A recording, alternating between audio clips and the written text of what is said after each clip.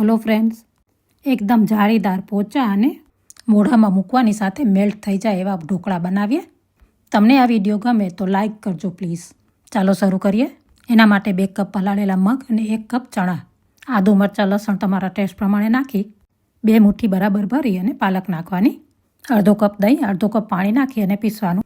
પીસતી વખતે વધારે પાણીની જરૂર પડે તો થોડું થોડું નાખી અને પીસી લેવાનું આવું સ્મૂથ. મિક્સીના જારમાં થોડું પાણી નાખી રિન્સ કરીને બેટર લઈ લેવાનું. હવે એની અંદર 1.5 કપ સૂજી નાખી અને મિક્સ કરવાનું.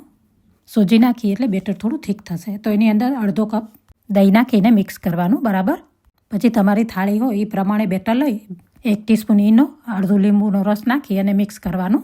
આ પ્રોસેસ કરવા પહેલાં સ્ટીમર રેડી કરી દેવાનું અને થાળીને ઓઇલથી ગ્રીસ કરી દેવાની.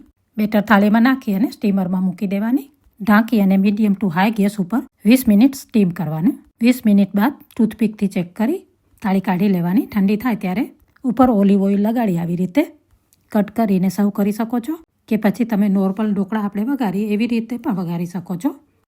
અહીંયા હેલ્ધી ઢોકળા તૈયાર છે. જુઓ કેટલા ફૂલ્યા છે, એકદમ સોફ્ટ અને જાળીદાર બન્યા છે. જુઓ.